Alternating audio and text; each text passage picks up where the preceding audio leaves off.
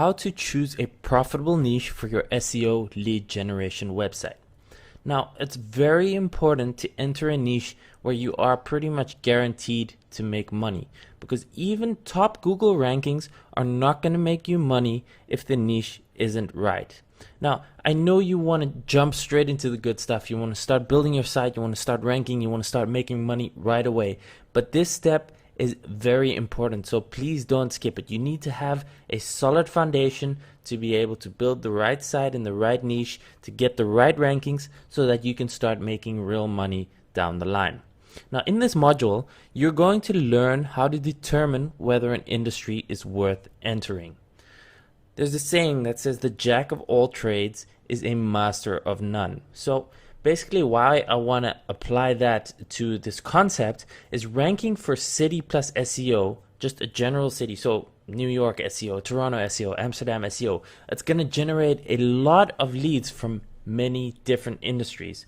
And sure, you can make a ton of money when you're getting these inquiries, and you can pass them off or you can outsource them. You know, you're going to be able to make this money serving anyone who asks for SEO or marketing services. But it is more difficult to cater to everyone who comes to you, and your perceived value is going to be a lot lower if you're just helping everyone who asks for SEO. If you're just a general kind of agency or a general SEO service, it's going to be difficult. And not only is it more difficult to close the deal when you're a general agency, it's also more difficult to deliver results. Because if you're going to be working with a lawyer, and then you're going to be working with a garden service person and a landscaper and a pool cleaner and all these different industries, it's just going to be more difficult to deliver results. Now, the solution for this is that we recommend that you specialize in a specific industry. So specialize in only doing SEO or marketing for a specific industry, and then you'll be able to demand much higher prices, and you'll be able to deliver better results because you are perceived as an expert in that industry. So as we discussed in the previous video, you can target profession and SEO type keywords. So you can target landscaper SEO, lawyer SEO, doctor SEO, plumber SEO, whatever the profession is, plus SEO. And by doing this, you can set up specific pages on your website, or you can set your website up in such a way that it is geared totally around that profession. So when someone lands on that, you are like the SEO agency or the digital marketing agency for that specific profession. And all of a sudden, you'll be perceived as an expert. You can charge higher prices, and the clients will feel more comfortable because you're in their industry. You know their field, you know their jargon, you know their clients, you know their demographics, and it's just a much better fit. Now, there's two things that you need to be able to make good money from any industry. These two things are a high average customer value, which we can abbreviate as ACV, and volume. Now, having only one of these two things is going to be bad, and it's going to limit your potential success enormously. So you want to have both average customer value, a high average customer value, and you want to have high volume. Now let's look into these two things in a little bit more detail. So the average customer value, ACV, basically what the average customer value is, it's the average customer value to your client. So what is the average customer worth to a lawyer? What is the average customer worth to a doctor, to a plumber, to a landscaper? Now, it's very important to know this because in any industry, it's going to represent what your client can pay you. So, for example, a hairdresser, the average client value might be $30 or $40 or $50, and that is bad because if you're going to charge $1,000 or $2,000 or $5,000 per month to be able to help this business with their marketing, with their SEO, if they're only making $30 a lead, they're going to need hundreds of leads just to be able to pay for your service. Now, on the other hand, if you're looking at a lawyer and the average customer value is perhaps $2,000 or $5,000 or $10,000, this is good because it means that when you're charging $2,000 and a single lead is worth $2,000, they only need to generate one lead from your service to be able to pay for your service, and anything more than that is an investment. So that means that they can keep paying you. So what you want to do is you want to aim for an industry where the average customer value is at least $1,000. And this is for the simple reason that the average customer value of $1,000 or more is just going to make it much easier for the business or the client to make a decision with you and to be able to keep paying you fees of $1,000, $5,000, $10,000 per month or more, because it is justified by the return they generate from when you send them leads. Now, how do you find the average customer value of a business or a profession? Well, it's simple. Google is your friend. So let's head over to Google and let's have a look. So for example, I just typed in what is the average customer value of a plumber, and then Google gives you an answer. You can see the top is a little snippet there from homeadvisor.com. The average cost per hour for a plumber ranges from $45 to $150 per hour. And then of course you need to shop around. You can't just take one result and look at the answer. So you can see some of the other results, $160 to $430. So maybe an average plumbing job might be $400 to $500, maybe a little bit more. So plumbers, they're a little bit on the low end, but because there's so much demand for it, the demand makes up for it, and we'll get to that in the volume section. But $500 is maybe a little bit low, and we want to look at something else. So let's look at attorneys. Now, the average customer value of an attorney or a lawyer, this is, in this example, it is for a divorce lawyer. So the average flat fee ranges from $200 to $1,500. $200 is obviously the low end, $1,500 or upwards. And then you can look at some of the other results where it says the average cost of a divorce can range from $15,000 to $30,000. That's the last result I'm reading there right over here. $15,000 to $30,000. And you can go and do a bit of research and you can click around and find your answer. But basically, so you have a plumber that's worth maybe $400 or $500, or you have a divorce attorney where it could be worth up to $30,000. Now imagine you're sending 1 or 2 leads a month to a divorce attorney that turn into paying clients for your attorney. You know, for $30,000 clients, they're going to be able to pay you $5,000 or $10,000 without a problem. Now a plumber, they're going to have some more difficulty paying you $5,000 or $10,000, because at $500 a job, they're going to need to do 10 jobs just to pay for your service. So out of these two, I would definitely suggest going for the divorce lawyer. Now, keep in mind, the average customer value of your client doesn't always need to be $1,000 upfront, as long as the lifetime value is also $1,000.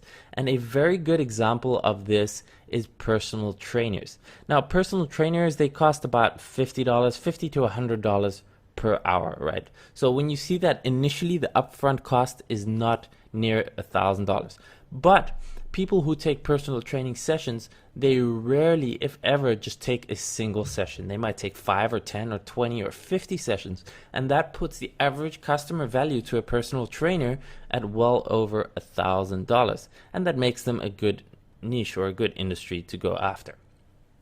Another one, average laser tattoo removal cost ranges from $200 to $500 per treatment. Now again, the upfront cost is nowhere near $1,000, you know, $200, $500.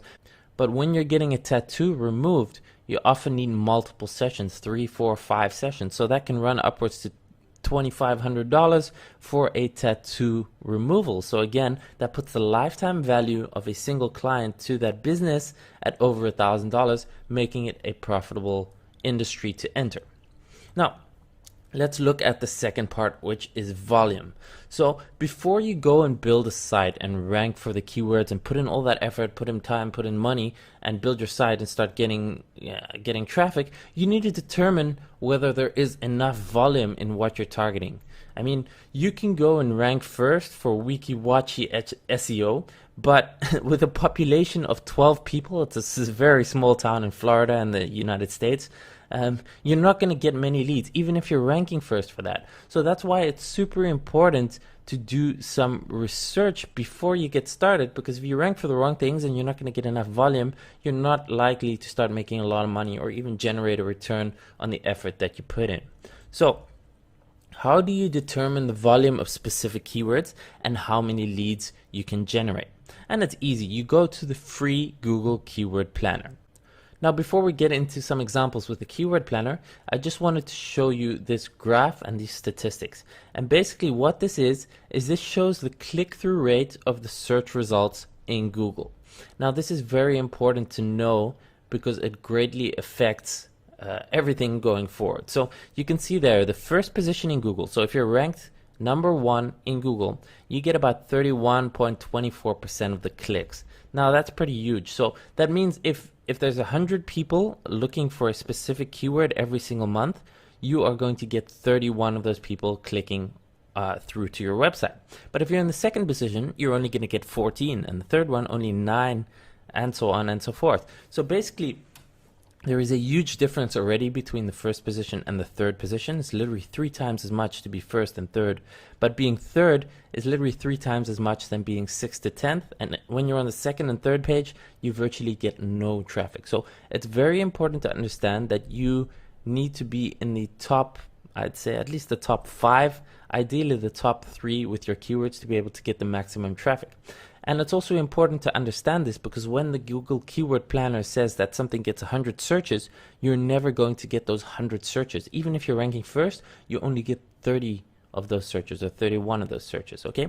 So let's move on to some examples of the Keyword Planner. Now, right here is a screenshot. I typed in the keyword fitness marketing. Now, we're just looking at this as an example because maybe we want to set up a website and get fitness marketing leads, and people were interested in marketing their gym or their fitness center or something like that. So when we look at fitness marketing, this is in the United States. You can see over here on the left, we're only targeting the United States here. And you can see the average monthly searches for this keyword, fitness marketing, is 390 searches. But what it also does is it gives you all these different suggestions. So it gives you health club marketing, personal trainer marketing, gym marketing, personal trainer marketing, etc. And these all have different search volumes also. So just looking over here, and let's say we build a site, we're going to target all of these different keywords. There are well over 1,000 monthly searches combined between these keywords. So looking at this here on the right, 1,000 monthly searches. If you're ranking first for those keywords, you're going to get about 30% of that. You're going to get 300 leads to your website. Now, if you're ranking second, you're still going to get about 140 leads. Now, that is a huge amount of leads. If you're going to get that, even if, like 5% convert in the first position, you're going to get like 15 leads. In this one, you're going to get 7 leads. And what I'm talking about is if they convert into paying prospects, that's 15 potential prospects at a 5% conversion. Here it's 7. If you're charging $1,000 per month, that's $15,000 or $7,000 per month. So fitness marketing is definitely something that's interesting. Now, if we look at, for example, lawyer marketing, again, it shows you a whole lot of different search volumes. So you have lawyer marketing, 480, legal marketing, law firm marketing, attorney marketing. So you can see here, this is actually a lot more search volume. There's a lot more interest for this. And kind of adding this up, this is about 3,500 monthly searches. So if you're ranking first for these terms, you're going to get like 1,150 leads a month. Or if you're ranking second, 490. And compare that to fitness marketing, that is a lot more. It's almost 3 times more. So that's just something to keep in mind when you're doing your research. There can be a lot of differences in volume for different search terms. Now again, just looking here at fitness marketing, this is only the keyword fitness marketing. We haven't looked for fitness SEO or fitness SEO agency, fitness SEO service. So there's a lot more keywords here that we can also target to drive more targeted leads to our website that we can service with SEO, with digital marketing, whatever they're looking for. So what we've done is we've included a list with ideas for hundreds of potential industries for you to enter that can be found below this video on this page somewhere, and it'll just give you ideas. But what you want to do is you want to think outside of the box. So don't go ahead and choose the first thing that comes to your mind or the examples we use. Don't choose lawyers or plumbers, attorneys, fitness marketing. Everyone is doing that. The competition is big. There are so many more industries for you to enter. Use your knowledge, use your experience. Maybe you know of an industry with a high average customer value, with decent volume, maybe something that you studied, maybe something that you worked for in the past or worked with in the past, or maybe currently that you're working for. If you have anything, maybe you have an insider knowledge of something that gives you an edge. So, don't just choose lawyers or plumbers. Really spend some time doing some research before you choose your industry that you're going to target. And then we're going to move on to module 2, and you're going to learn how to build your website, set it up the right way to be able to get those top Google rankings and start getting traffic and being able to make money.